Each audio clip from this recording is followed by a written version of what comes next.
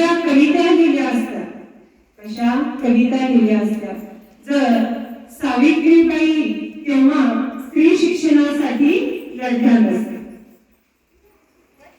अशा ज्ञानज्योती, क्रांतीज्योती, देवमाता सावित्रीबाई फुले यांना विनम्र अभिवादन करते. आज महिला वर्ग जे काही समाजामध्ये पुढे दिसत आहे ते फक्त या सावित्रीबाई फुले यांच्यामुळे. कारण तेव्हा शिक्षणासाठी त्यांनी जर संघर्ष केला नसतं, मुलींच्या शिक्षणाला त्यांनी प्रोत्साहन दिलं नसतं, मुलींना शिक्षण भेटावं म्हणून त्यांनी लढल्या नसत्या, तर आज सगळ्या ज्या महिला वर्ग आहेत ते फक्त कुटुंबात फक्त काम करत राहणे एवढंच त्यांच्याकडे कार्यभार सोडलेला असतो. समाजामध्ये महिला दिसल्या नसत्या.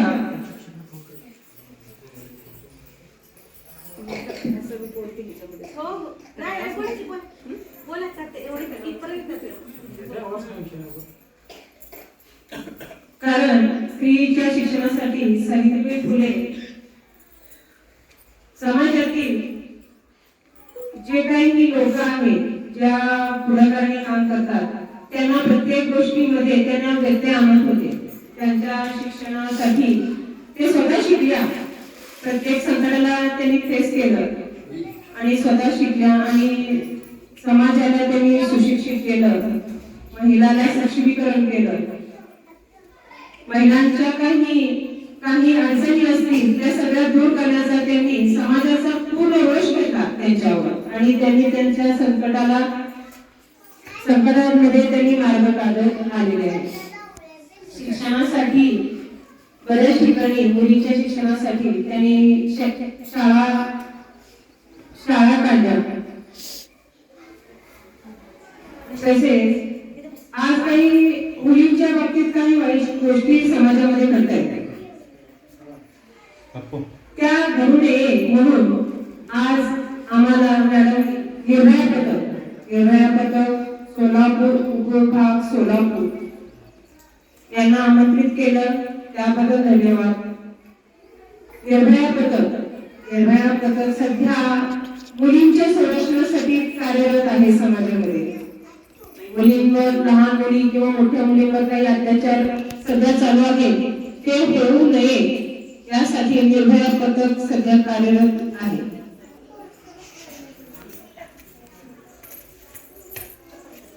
महिलांना काही अडचणी असतील त्या कशा पद्धतीने महिलांनी आमच्यापर्यंत पोहोचवायचं आणि आम्ही त्यातून मार्ग काढतो.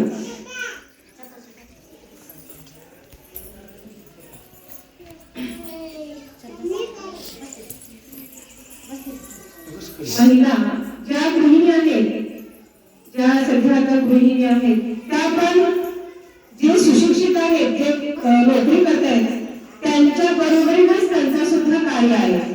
कारण लहान मुलांना घडवणे हे सुद्धा एक मोठं काम आहे. एक कौटुंबिक संसार सगळं चालवून मुलांना चांगला संस्कार देणे आणि आपला कुटुंब निर्वाह व्यवस्थित ठेवणे हे देखील एक मोठं काम आहे. असं नाही की नोकरी केल्यानंतरच ते सक्षमीकरण किंवा त्या चांगल्या आहेत किंवा त्या पुढे आहेत, असं काही नाहीये. जे कुटुंबामध्ये आहेत त्यांचं पण मोठं कार्य त्याच बरोबरीने असणार आहे. आज खेडेगावात जे काही लहान मुली जे शाळेला जातात, वैयक्तिक त्यांच्याकडे लक्ष देणं हे देखील महिला चांगल्या पद्धतीने करत आहेत.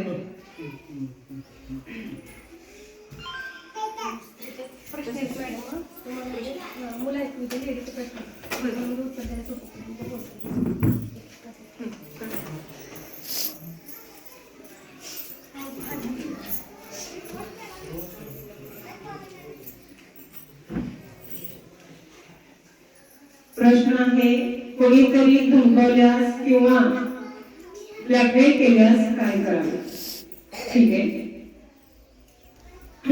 तुम्हाला वैयक्तिक भीती, तुम्हाला फोनवर किंवा येताना जाताना तुम्हाला कोणी काही धमकी दिलं किंवा ब्लॅकमेल करत असतील तर आमचा निर्भया पथकाचा एक हेल्पलाईन नंबर आहे. ते नंबर आम्ही आता शाळेमध्ये जाताना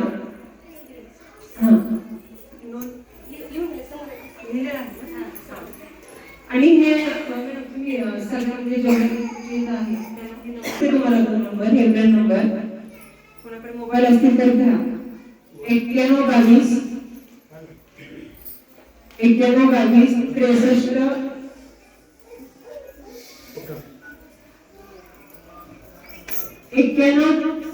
91 12 22 63 48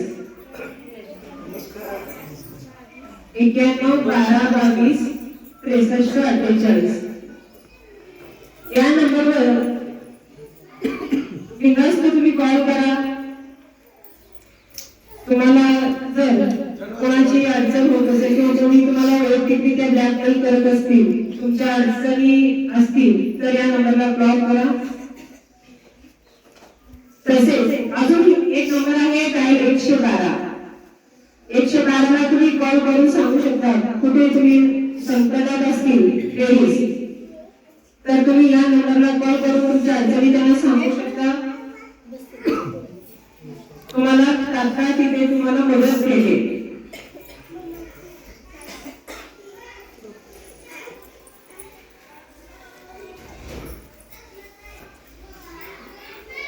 प्रश्न अजून आहे, सोशल मीडियावर फोटो टाकताना कोणती काळजी घ्यावी? यासाठी मी म्हणजे सोशल मीडियाचा वापरच करायचा नाही. लेडीज स्त्रियांनी सोशल मीडियाचा वापर करायचाच नाही. त्याचे एवढे वाईट परिणाम आहे. सध्या आम्ही त्या क्षेत्रामध्ये आहे की आम्हाला प्रत्येक त्याच्यामध्ये चांगलं काही त्याच्यामध्ये भेटलेलं नाही. सोशल मीडिया मधून तुम्हाला काही चांगलं भेटणारच नाही काही गोष्ट. जे घेण्यासारखं आहे ते घेणार नाही, पण जे न घेण्यासारखं आहे ते लगेच तुम्ही आत्मसात करता. त्यामुळे तुम्ही सोशल मीडियामध्ये किंवा याच्यामध्ये इंस्टा, फेसबुक काय वापरत असाल आणि तुमचे म्हणजे मुलं मुली काय वापरत असतील त्यांना पण सरळ सरळ सांगायचं की ते अकाउंट डिलीट करून टाका. कारण त्याच्यातून बरेच वाईट परिणाम दिसतात, चांगलं काही दिसणार नाहीये आणि वापर कसा करावा हे प्रॉपर माहिती कोणाला माहित असतं.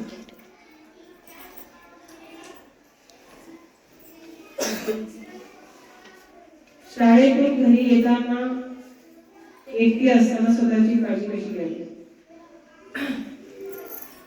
या संदर्भात सांगू इच्छिते की जे काही मुलं आहेत आता सगळ्यांना समजतंय. जे तुमचे आई वडील आहेत, काका काकू मामा कोण असतील त्यांच्या व्यतिरिक्त जर तुम्हाला शाळेच्या बाहेर जाताना येताना जर कोणी सांगितलं तर त्यांच्या सोबत जायचं नाही. चॉकलेट देतील, बिस्किट देतील, तुम्हाला खाऊ देतील, त्यांच्यासोबत जायचं नाही. सरळ सांगायचं त्यांना. नसेल तर तुमचे वर शिक्षक असतात त्यांना सांगायचं की या माणसाला मी ओळखत नाही, समजते, त्यांच्यासोबत जायचं नाही. आणि पालकांनी काळजी घ्यायचं की आपल्या व्यतिरिक्त कोणालाही लेकरांना पाठवायचं नाही घ्यायला. अशा काही गोष्टी झालेल्या आहेत की तुमच्या व्यतिरिक्त आणि तुमच्या कुटुंबातील जे व्यक्ती आहेत त्यांच्या व्यतिरिक्त कोणालाही पाठवायचं नाही मुलींना घ्यायला किंवा सोडायला.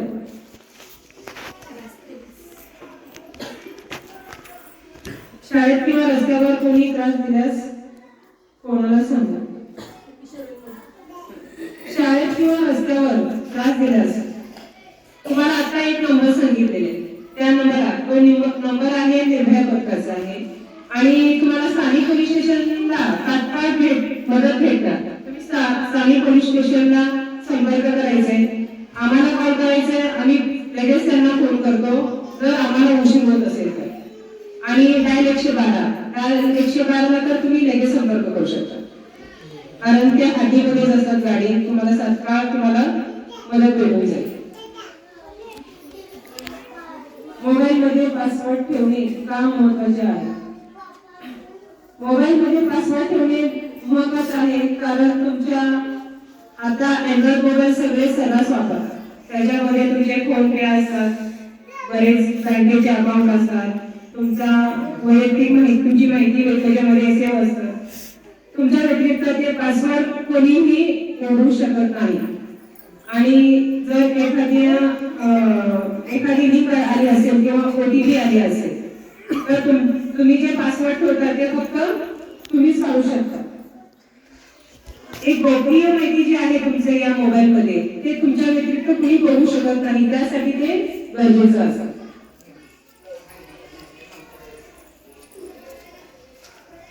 घरातच किंवा ओळखीच्या व्यक्तीकडून त्रास होत असेल तर कोणाकडे मदत मागा. या संदर्भात तुम्ही पोलीस स्टेशनला माहिती कळवायची आहे. कोणाचाही अन्याय अत्याचार सहन करायचा नाही. जे घरात असू दे अथवा बाहेरचं कुणी असलं तरी पण अन्याय अत्याचार सहन करायचा नाही. पोलीस स्टेशनला जायचं, बिनधास्त माहिती सांगायची. तुम्हाला त्या संदर्भात माहिती सांगितल्यानंतर त्या गोष्टीची शहानिशा होईल, त्या माणसांवर किंवा त्या व्यक्तीवर गुन्हा दाखल होईल.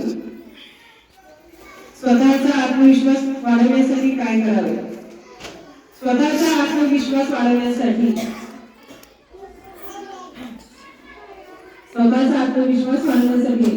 सकाळी तुम्ही आता ग्रामीण भागात आहे स्वतः लवकर उठतात, सकाळी लवकर उठतात, मेडिटेशन करायचं. मेडिटेशन माहिती का? मेडिटेशन माहिती तुम्हाला?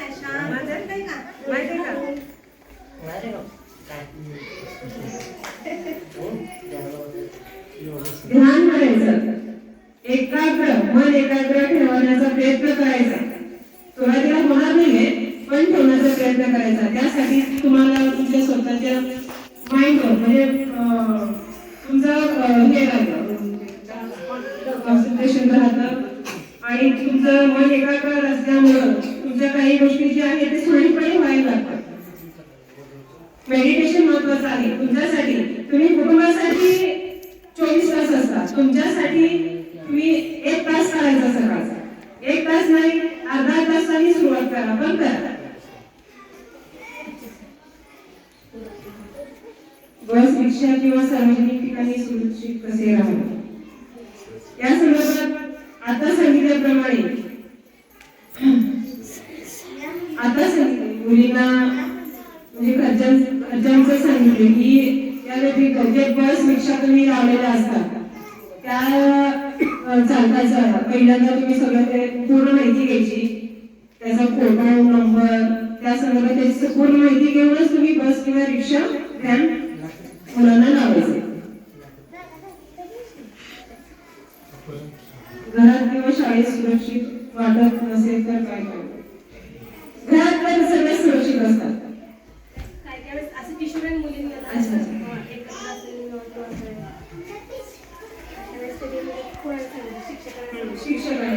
घरात किंवा शाळेत जर तुम्हाला काही गोष्टी अडचणी येत असतील किंवा सांगू वाटत नसतात किंवा काही होत असेल तर त्यावेळेस तुमच्या शिक्षिकेला सांगायच्या.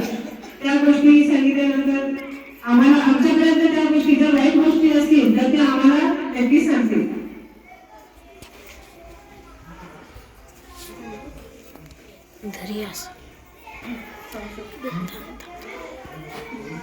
असं जरा फिरू, असं पहिल्यांदा तर अशा पद्धतीने आज सावित्रीबाई फुले यांच्या जयंतीनिमित्त